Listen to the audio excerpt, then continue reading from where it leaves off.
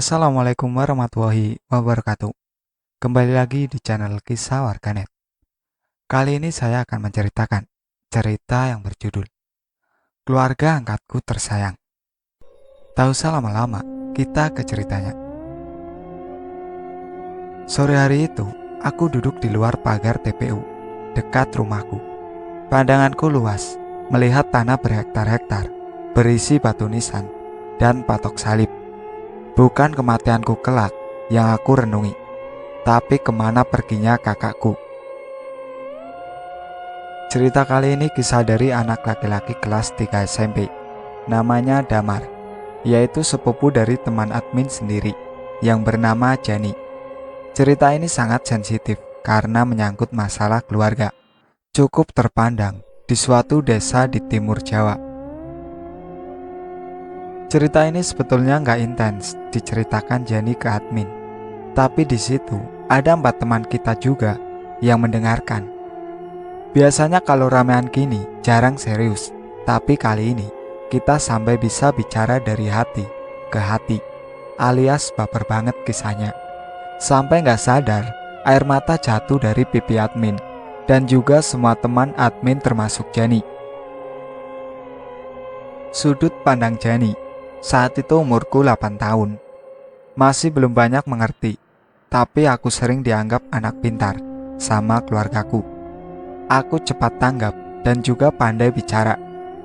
Karena di keluarga ibuku, cuma aku dan Hilma, sepupuku, cucu perempuan nenekku. Hilma sering dibanding-bandingkan denganku. Hilma lebih tua 4 tahun umurnya dari aku, tapi Hilma seperti lebih polos dari aku. Yang aku tangkap, kenapa Hilma begitu? Karena Hilma masih kelas 3 SD. Di umurnya yang ke-12, entahlah kenapa begitu. Tapi yang aku tahu dari cerita mama, Hilma sedikit keterbelakangan mental. Aku gak terlalu dekat sama Hilma, cuma sesekali aja aku diajak pergi ke warung.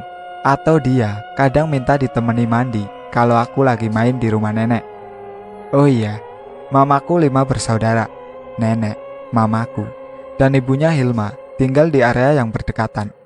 Sedangkan keluargaku yang lain tinggal di lain desa, tapi masih di daerah Jawa Timur. Gak banyak momenku sama Hilma, tapi bisa dirasakan selalu hadirnya Hilma sampai sekarang.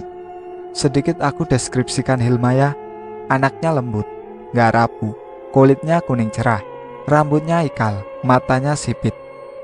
Kesukaannya aneh karena dia suka sama hewan-hewan kecil, seperti segala serangga, tikus kecil, burung kecil, siput, ikan cupang, intinya kecil. Waktu itu aku lupa di umur berapa, yang jelas aku masih SD dan baru pulang sekolah.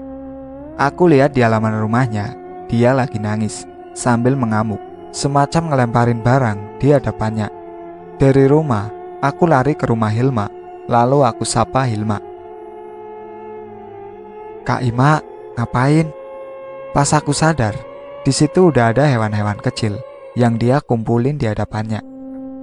Dibarisin terus dibunuh gitu, dilempari sama batu, sendal, sama besi-besi dari bengkel punya bapaknya.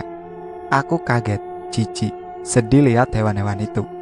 Gak berani dekati Hilma lagi. Akhirnya aku pulang aja, balik ke rumah, dan ngadu ke mama.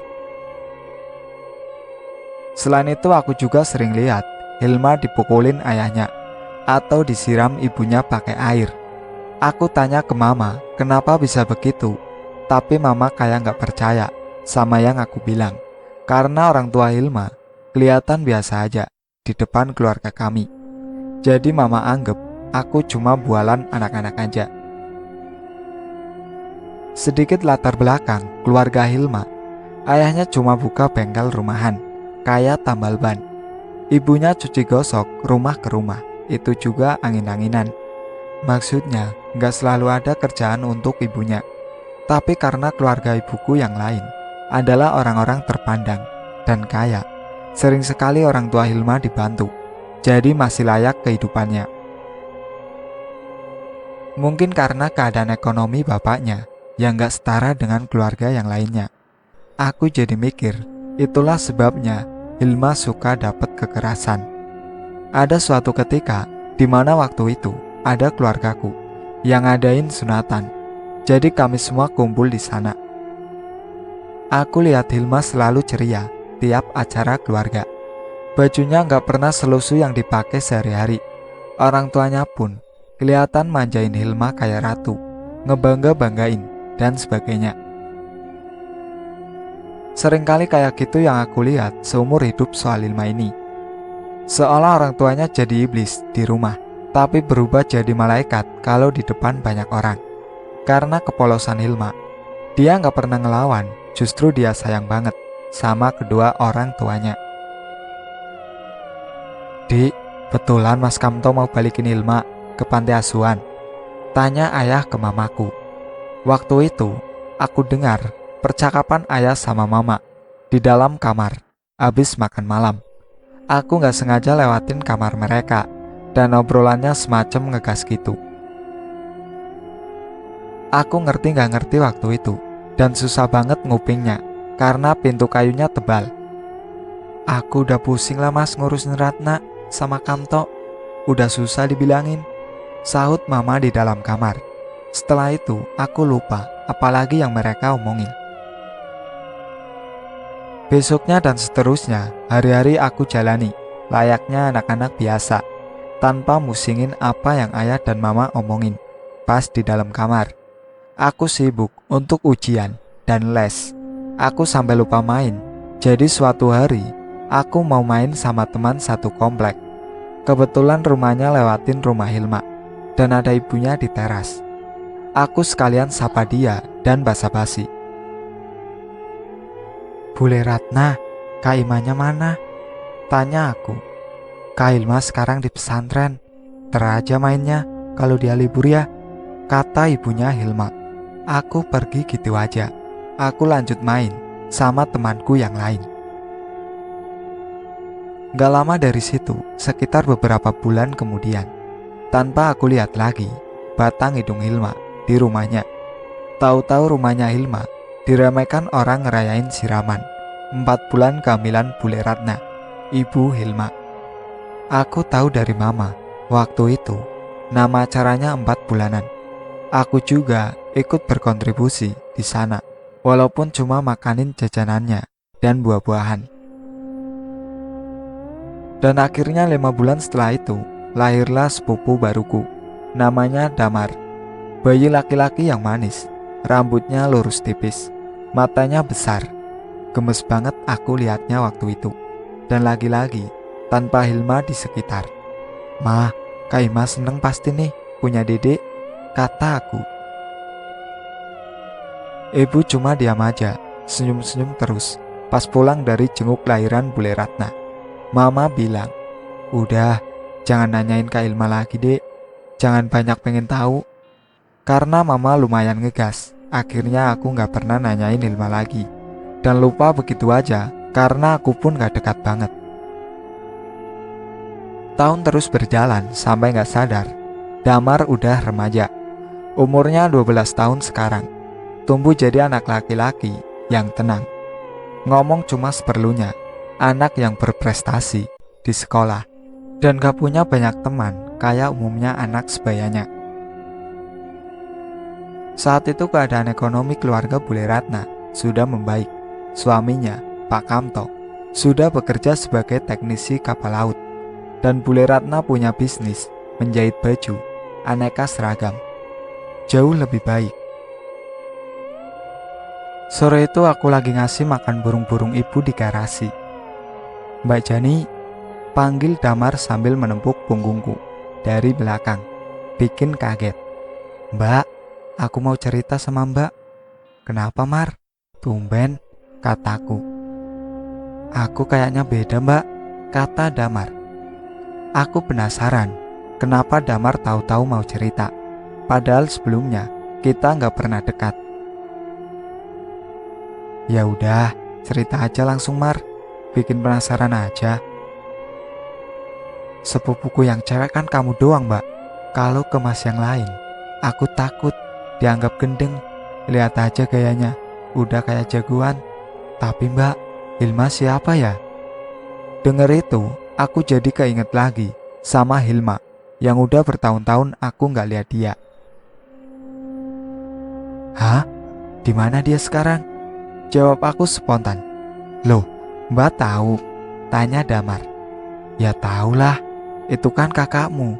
Kenapa kamu nanyain dia? Tiba-tiba Damar melamun, terus ninggalin aku tanpa pamit. Tadinya mau aku tarik ke arah lehernya, tapi kayaknya Damar nggak lagi bercanda. Beberapa keanehan dari Damar pun mulai bermunculan. Dari yang pertama, waktu aku dan Mbok, asisten rumah tangga, nganter makanan matang masakan ibu untuk Bule Ratna. Kita ke rumah Bule Ratna saat itu, terus disuruh duduklah kami, karena Bule mau pindahin makanannya ke piring punya dia sendiri, supaya nggak repot balikinnya. Nggak lama ada Damar lewat, dia bilang mau ke depan aja. Akhirnya aku ikutin, karena aku mau basa-basi aja sama dia. Kayak dia biasa di rumahku juga, sering nontonin aku lagi ngerjain sesuatu. Kaget banget waktu lihat Damar ada di kebun bunga kecil depan rumahnya. Banyak serangga dan hewan kecil di sekitar situ. Karena aku udah gak pernah masuk ke rumah Bule Ratna beberapa tahun ini, jadi gak tahu di rumah Bule ada apa aja. Damar, kamu ngapain? Tanya aku. Ngasih makan nih. Aku cuma liatin aja kelakuan Damar yang persis sama Hilma, sekaligus bergidik lihat hewan-hewan itu. Kamu tuh mirip kakakmu Hilma ya, suka pelihara hewan kecil, kata aku. Kamu kok selalu bingung sih kalau Mbak ngomongin Hilma? Tanya aku lagi. Damar ngeliat aku bingung tanpa jawab. Setelah itu, kami diam beberapa saat, sampai Mbok manggil aku dari pintu rumah Damar buat ngajak pulang. Sebelumnya, Damar bilang ke aku, Hilma itu rumahnya di sana, sebelah gereja Mbak, persis di belakang komplek ini, kan ada sawah. Nah di situ, tanpa jelasin, sebenarnya yang Damar maksud, Hilma temennya atau kakaknya. Aku diam aja, tambah bingung. Kenapa Hilma ada di situ? Kok bisa tinggalnya? Tapi karena buru-buru, aku langsung jalan ke arah Mbok. Kita akhirnya pulang ke rumah. Kejadian berikutnya, waktu kami ada di rumah, cuma berdua. Iya, aku dan Mbok aja. Mama dan ayah ada di luar kota karena dinas. Waktu itu, malam sekitar habis maghrib, bel rumah bunyi, yang dipencet cepat berulang kali. Aku pikir, siapa itu? Buru-buru banget. Tapi karena aku ada di lantai 2, Mboklah yang bukakan pintunya duluan. Belum turun, masih di tangga, aku dengar suara Mbok teriak. Aku makin panik, lari cepat-cepat. Waktu sampai depan pintu, aku bingung. Cuma ada Damar di situ. Tapi kenapa Bibi menjerit? Ada apa sih Mar? Tanya aku. Damar dengan tatapannya yang sayu.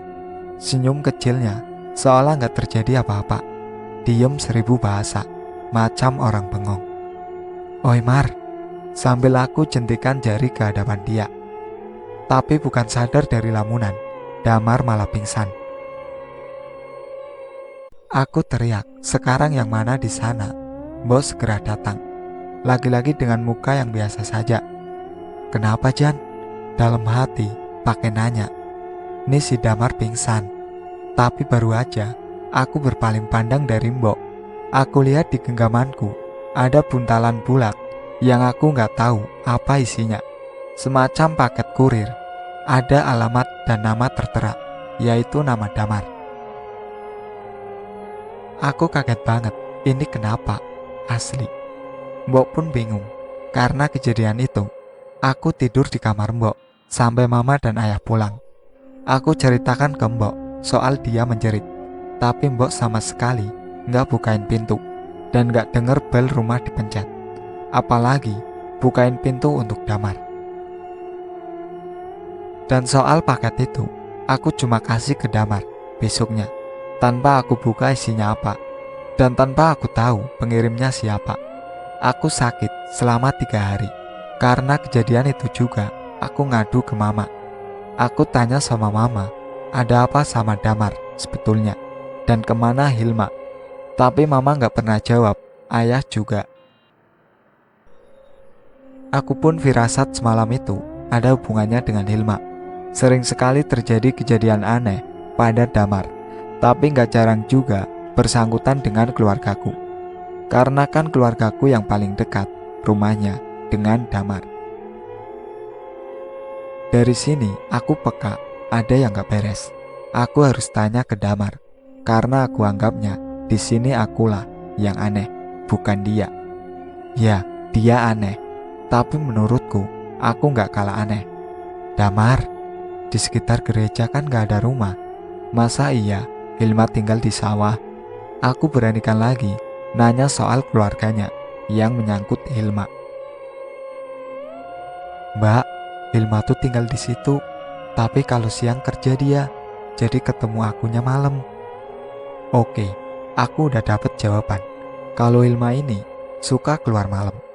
Akhirnya, aku pernah senekat ini, jalan malam lewatin gereja. Malah pernah nongkrong di dekat gereja, tapi aku nggak lihat tanda-tanda adanya Hilma. Ya udahlah, aku pikir cukup aja sampai sini. Aku kepo. Takut kalau dicari lebih dalam, aku jadi kayak nyari-nyari kesalahan orang. Kejadian berikutnya, aku baru pulang dari kos, yang mana lewatin rumah Damar. Di rumahnya lagi ada tamu, kayaknya dari sekolahan. Karena aku hafal banget, itu batik PNS. Sampai rumah aku tanya mama lagi, di sana kenapa? Damar udah gak sekolah 2 minggu. Gosipnya yang beredar di sekolah, si Damar, dia ngehamilin anak orang. Makanya guru minta klarifikasi. Nengokin gitulah dek, kata mama. Tapi mama menjawabnya kayak bingung, semacam cari-cari jawaban lah. Tapi ya udah, aku gak ambil pusing lagi. Singkat cerita, setelah banyak kejadian aneh, aku tahu bahwa Damar ternyata putus sekolah. Aku kasihan lihat Damar, padahal dia anak yang berprestasi. Tapi sampai sekarang gak dilanjutin sekolahnya. Aku sebagai orang ketiga di sini cuma menceritakan yang aku tahu. Tapi betul-betul masih banyak detail cerita yang kayaknya belum aku tahu. Suatu hari, aku mergokin Damar lagi, ada di kuburan dekat desaku. Pas banget, aku lagi ikut ngubur almarhum ayah dari temanku. Aku langsung cepet-cepet ke arah Damar. Ngapain Damar? Sendirian kah? Iya mbak, nungguin orang, tanya aku. Tiba-tiba Damar menitikkan air matanya. Aku kaget, kenapa Damar ini tiba-tiba menangis. Jangan nangis, mbak salah ya? Mbak, betul Hilma itu kakak Damar. Tapi kenapa Damar baru tahu? Dia bilang begitu sambil menangis. Loh, kan mbak udah bilang ke kamu diem saja. Mbak kira kamu tahu. Lagian kan kamu adiknya. Masa kamu gak diceritain sama ibu? Ibu gak pernah cerita Damar punya kakak mbak. Aku heran, kenapa sih yang berhubungan sama Damar ini selalu membingungkan. Aneh deh ibu kamu. Lagian ya, pas banget ibu kamu bunting kamu. Mbak udah gak lihat Hilma lagi. Makanya mbak tanya terus ke kamu, dia di mana? Jelas aku ke Damar. Aku awalnya udah ngerasa ada yang aneh sama Hilma, yang aku kenal, yang aku sering ceritain ke mbak. Aku pernah ajak dia ke rumahku, atau samper ke rumahku, kalau mau titip hewan peliharaannya. Tapi dia gak pernah mau. Aku pun ngerasa aneh waktu dia nemuin aku, selalu di malam hari. Hilma juga orang yang datang di mimpiku sebelum aku ketemu sama dia mbak. Aku berhenti sekolah karena aku gak kuat mbak sama bulian di sekolah. Aku dianggap orang aneh, gak bisa bergaul. Akhirnya aku bolos terus ke rumah Hilma. Tapi Hilma akhir-akhir ini gak ada di rumah. Ya gak apa-apa, aku di rumah dia sendirian. Seenggaknya aku gak pulang ke rumah, kata Damar sambil menahan tangisnya yang makin kencang. Aku makin penasaran sama penjelasan Damar. Oh iya, Damar ini bukan anak yang terbuka ke orang tuanya. Tapi Damar betul-betul dimanjakan, disayang. Jadinya Damar gak pernah nanyain soal Hilma ke orang tuanya, atau nanyain soal kakaknya siapa. Karena Damar pun masih gak yakin dia punya kakak. Terus kamu ngapain di sini? Aku mau cari Hilma, Mbak. Dia orang baik. Sudah beberapa hari dia gak ada di rumahnya. Aku punya feeling yang kuat dia betul kakakku. Tapi aku gak tahu betul apa enggak. Sampai Mbak pun pernah terucap kalau Hilma kakakku kan. Aku semakin yakin. Tapi aku gak mikir begitu dulu. Beberapa hari lalu juga aku terima beberapa barang pemberian dia. Disitulah dia mengaku kalau dia kakakku. Aku makin prihatin sama keadaan Damar yang semakin hari semakin aneh, bingungin. Jadi kamu pikir Hilma udah gak ada? Damar cuma mengangguk. Aku mau cari kuburannya, Mbak. Jangan sembarangan kalau ngomong. Bagaimana dia bisa meninggal? Sedangkan gak pernah ada duka di rumahmu. Gak pernah ada pengajian. Kita sekeluarga santai loh, Mar. Kita tahu Hilma ini ke pesantren. Udah itu doang. Tapi sudah 8 tahun Mbak gak pernah lihat Hilma, Mar. Damar tambah menangis. Aku makin ngerasa bersalah di situ. Sudah jelasin yang sebenarnya. Sampai suatu ketika keluarga besarku ribut. Yang inti permasalahannya adalah orang tua Damar. Karena aku sudah dewasa, aku mau berusaha menengahi mereka. Karena kasihan, nenek sudah tua, harus dihadapkan keluarganya yang lagi cekcok ini. Pembunuh, kita gak mau. Pokoknya anak kita dikasih makan uang haram. Kami sudah berniat baik untuk kamu, Kamto. Bisa-bisanya kamu khianatin kita. Pembunuh, teriak salah satu Pak Deku yang menggema di halaman rumah Damar. Sedangkan rumah nenek cuma berjarak 10 meter. Takut banget nenek ngedenger ini semua. Sekarang bisa-bisanya sampai terdengar Damar gak sekolah lagi di telinga saya. Pikirin juga kejiwaan anakmu. Lanjut Pak Deku. Aku lihat Pak Dekamto diam saja menunduk. Sekarang bagaimana nasib kedepannya, ha? Kau yang memulai, kau yang bertanggung jawab. Sudah menyesal saya bantu adik pembunuh macam kamu. Akhirnya ribut ini dipisahkan saat pam komplek. Aku dan juga sepupuku yang lain.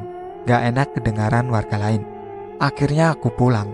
Aku tanyakan lagi sama mama. Ma, sebenarnya kenapa sih keluarga kami? Damar kenapa?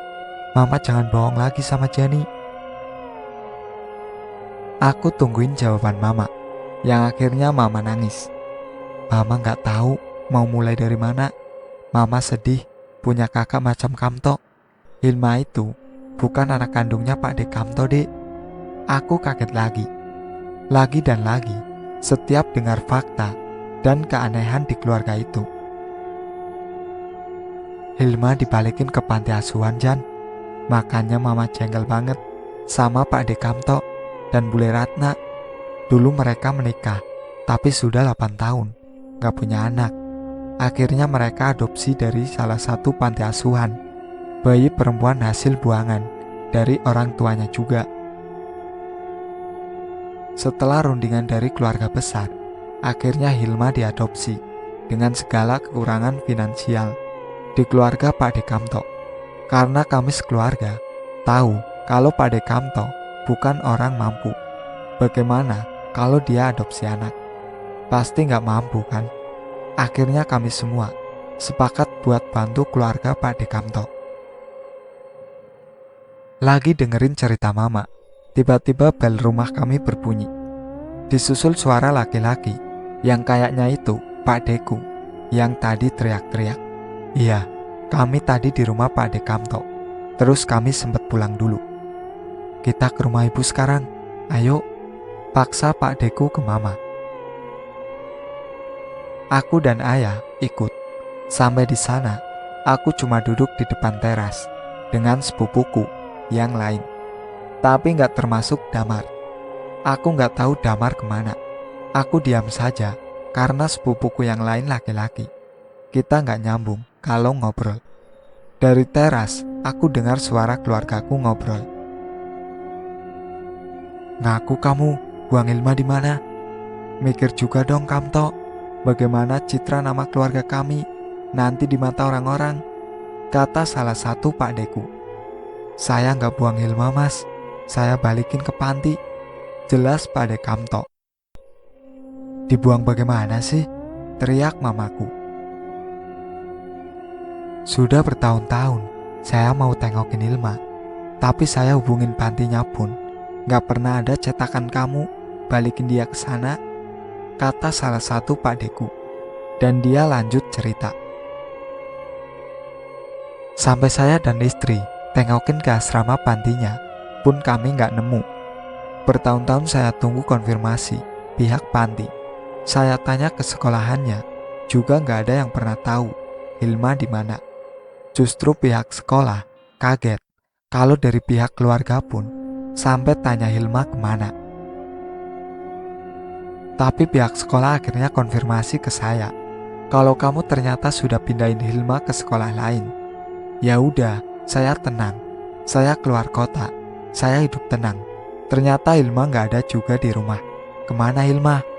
Pak Deku menggebu-gebu sekali karena dialah anak tertua nenekku. Dan dialah yang banyak berkontribusi untuk Hilma. Dari mulai biaya sekolah sampai jajannya Hilma.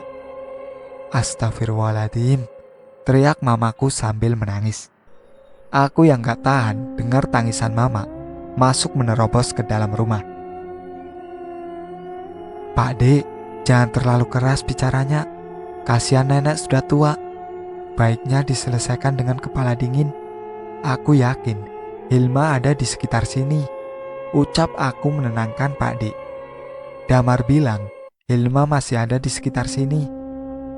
Waktu aku bilang begitu, terbelalak wajah Pak Dekamto yang langsung mencengkeram pundakku. Di mana jalang itu? Aku gak tahu Pak Dek. Aku diceritakan Damar. Sambil terisak tangis aku teriak. Aku takut. Pak Dek akhirnya bergegas lari keluar entah kemana, yang akhirnya balik membawa Damar yang sudah babak belur. Kamis keluarga semakin memanas yang aku lihat dari raut Pak Dekamto. Dari raut Pak Dekamto, Bule Ratna dan Damar bukan seperti manusia lagi. Auranya beda. Kamis keluarga ngelihat dua orang sekaligus kesurupan, Bule Ratna dan Damar. Bule Ratna seperti orang kejang, dan Damar duduk bersimpu ayu seperti perempuan, sambil mengelus seluruh tubuhnya bagai perempuan sedang mandi.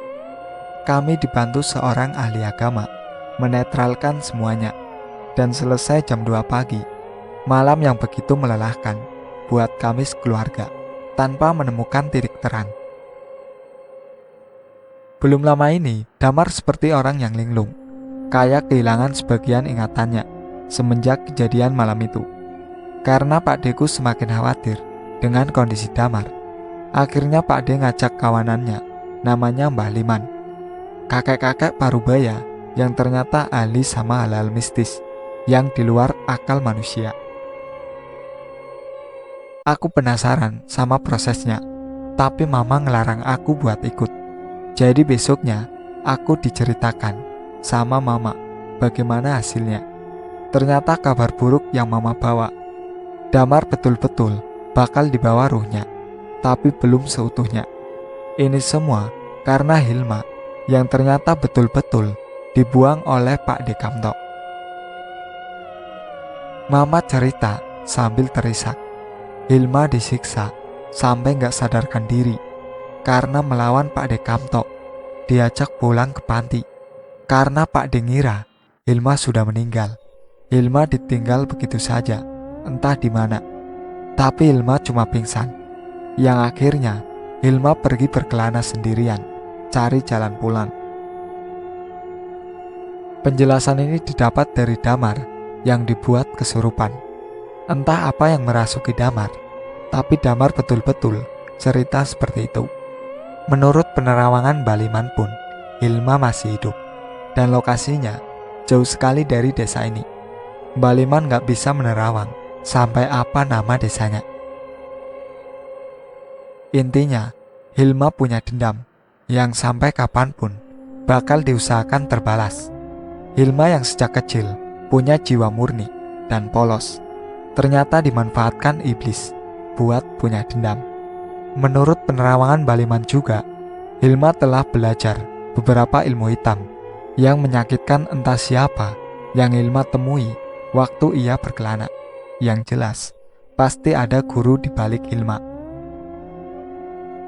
Yang lebih mencengangkan lagi, Bule Ratna sudah bersekutu dengan iblis untuk mendapatkan anak.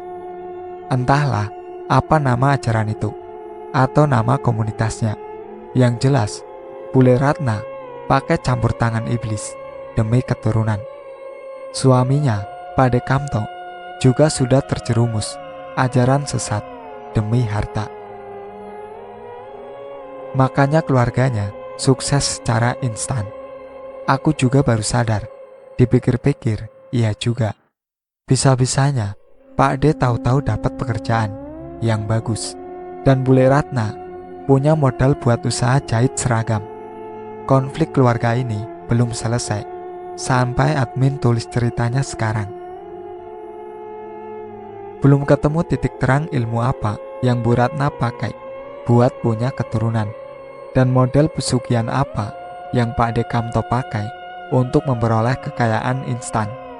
Satu-satunya yang paling kami harapkan cuma Damar, dan berharap Hilma sadar lalu kembali. Pak De Kamto dan Bule Ratna sudah sulit buat diharapkan. Sekian cerita dari narasumber. Kita doakan supaya diberi jalan tengah dari masalah keluarganya. Kalau ada kekurangan yang belum jelas, admin mohon maaf, karena cuma ini yang diceritakan narasumber. Pelajaran di sini, lagi-lagi gak ada yang instan. Jangan sampai hati kita kalah sama rasa ego. Harta gak akan dibawa mati, selalu bersyukur sama yang sudah ada. Itulah akhir ceritanya. Sekian dari saya. Wassalamualaikum warahmatullahi wabarakatuh. Jangan lupa like, komen, dan subscribe channel ini.